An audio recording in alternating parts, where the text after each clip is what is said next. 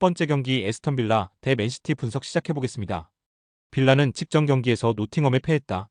홈에서 브렌트포드와 사셈을 연파하며 반등에 성공하는 듯 했지만 순위 경쟁 중인 노팅엄 원정은 어려웠다. 그러나 워낙 많은 일정을 소화하는 팀으로서 오나나와 올리 와킨스 등이 벤치에서 나오는 로테이션을 가동한 것은 어느 정도 감안해야 한다. 이 경기에는 틸레만스와 오나나의 중원은 물론 와킨스가 선발 스트라이커로 나서 팀의 공격을 이끌 것이다. 맨시티는 지난 라운드 홈경기에서 맨유에 패했다. 더비전 승리로 분위기를 끌어올리려 했는데 선제골의 기세를 이어가지 못했다. 때문에 이번 원정을 통해 분위기 전환이 필요하다. 그나마 다행인 건 최근 부진과는 별개로 과르디올라가 원하는 로테이션을 가동할 수 있다는 점이다. 맨시티의 승리를 본다. 맨유전에서 경기 종료 직전 수비 집중력이 흔들리며 패하긴 했지만 홀란드와 도쿠, 실바와 사비우 등이 최전방에 나설 수 있기에 화력으로 승부를 볼만하다. 파우 토레스가 있긴 하지만 빌라의 최종 수비가 흔들리는 점도 승부를 가를 요인이다. 데브라이너가 대표팀 동료인 틸레만스의 압박을 이겨내며 공격을 주도할 맨시티가 승리할 것이다. 두 번째 경기 헤타페 대 마요르카 분석 시작해보겠습니다. 헤타페는 지난 라운드에서 리그 2위인 아틀레티코에 패했다. 최근 홈 원정을 가리지 않고 엄청난 화력을 자랑하던 아틀레티코 상대로 90분간 한 골만 허용하며 안정적인 수비를 다시 한번 보여줬는데 한 골을 극복하지 못했다. 그래도 홈에서는 연승을 이어가며 흐름이 나쁘지 않다. 강점인 수비 위주로 경기를 운영하며 로드리게스와 크리산투스 우체를 앞세운 문전 침투로 기회를 볼 것이다. 마요르카는 지난 라운드에서 지로나에 승리하고 순위를 끌어올렸다. 비아레알과 소시에다드 등을 밑으로 두고 있을 정도로 좋은 시즌을 보내고 있다. 단 이 경기는 대형 악재가 있다. 수비진의 리더인 센터백 라일로를 비롯해 주전 스트라이커인 무리키가 리그 징계로 결장한다. 지로나전 멀티골에 성공한 4일 날인이 있긴 하지만 부담스러운 일정이다. 접전을 본다. 헤타페는 어느 팀 상대로도 안정적인 수비로 버틸 힘이 있다. 무리키가 빠진 마요르카 상대로는 그런 강점이 더 두드러질 것이다. 단 마요르카 역시 수비에서는 어느 팀에도 밀리지 않는다. 모를라네스가 중원에서 상대의 공세를 저지할 수 있고 마페오와 코페테가 수비의 중심을 잡을 마요르카가 승점 1점을 챙길 수 있는 경기다. 세 번째 경기 토리노 대 볼로냐 분석 시작해보겠습니다. 토리노는 지난 엠폴리 원정에서 터진 채 아담스의 골로 승리하며 길게 이어진 무승에서 벗어났다.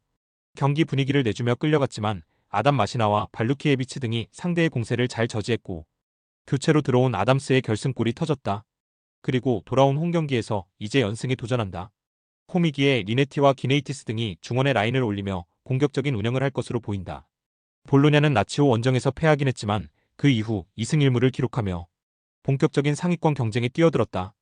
직전 경기에서는 리그 연승 중이던 피오렌티나 상대로 승리했고 유벤투스 원정에서도 승점을 따내는 등 내용도 좋다.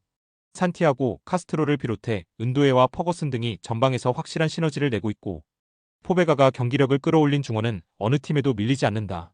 접전을 본다. 카스트로를 중심으로 이성 공격수들이 공격에 기여를 올릴 볼로냐가 원정에서도 위협적인 상황을 만들 수 있다. 강력한 중원 조합의 활약도 있을 것이다. 단 토리노의 홈인데다 리네티와 기네이티스 등 홈팀 볼란치 듀오는 수비 라인 보호에 능하다. 안정적인 중앙 미드필더진이 볼로냐의 공세를 저지할 토리노가 승점 1점을 챙길 것이다.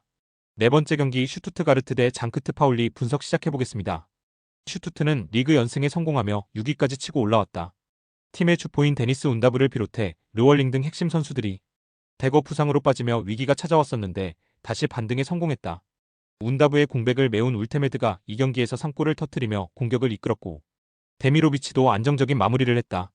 공격진에 부상자가 많은 것과 달리 카라저와 슈틸러 등 중원이 안정적이기에 다시 챔스권 순위 진입을 노린다. 장파울리는 승격 동기인 홀슈타인을 잡고 한숨을 돌렸지만 최근 연패를 당했다. 리그 우승을 노리는 레버쿠젠전은 그렇다 쳐도 브레멘에 패한 것이 결정적이었다. 때문에 강등권과 격차를 벌리지 못했고 이 경기에서 승점 추가가 간절하다. 강팀 상대로 나서는 원정이기에 공격적인 운영보다는 시나니와 에게슈타인 등이 수비 라인을 압박하며 실점하지 않으려 할 것이다. 슈투트의 승리를 본다. 장파울리는 최근 원정에서 마무리에 고전하며 상대 수비를 공략하지 못했다. 카라저의 수비 보호 속에 샤보트와 바그노만이 지켜낼 슈투트 상대로 역습으로 해결하기 어렵다. 울테메드가 절정의 마무리를 하고 있고 밀로와 피리이가 2선에서 지원할 슈투트가 승리할 것이다. 다섯 번째 경기 프랑크푸르트 대 마인츠 분석 시작해보겠습니다. 프랑크푸르트는 리그 연승에 성공하며 2위까지 치고 올라갔었다. 그러나 아우크스전 무승부에 이어 라이프치히에 패하며 레버쿠젠에 2위를 내줬고 포칼컵에서도 조기 탈락하고 말았다. 유로파에서 선전 중이고 리그에서도 최상위권에 위치 중이지만 최근 분위기가 좋지 않기에 이번 경기를 통해 분위기 전환이 필요하고 집중력을 끌어올려야 한다.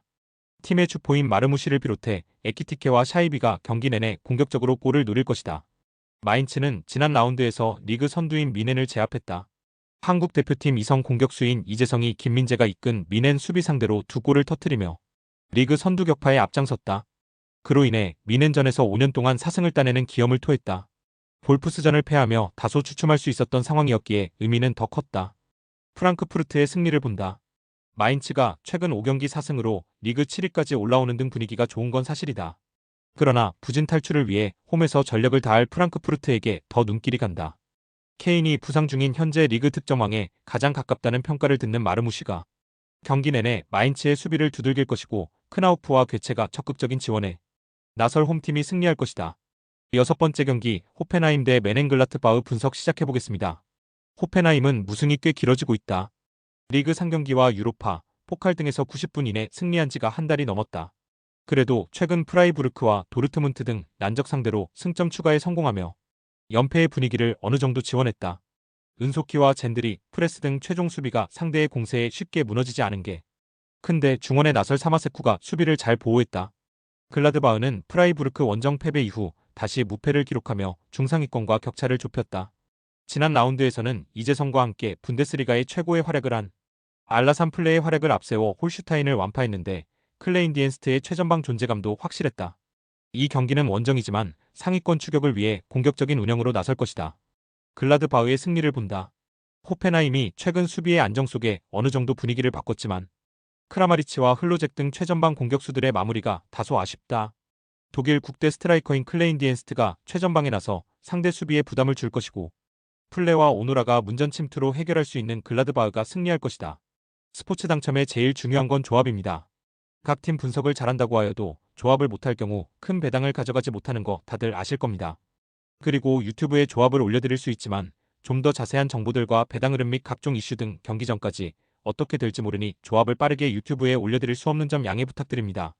조합 신청은 아래 고정 댓글 링크로 조합 신청 말 걸어주세요. 금전 요구 및 멤버십 가입 조건 일체 없습니다. 좋은 건 서로 나눠 갑시다.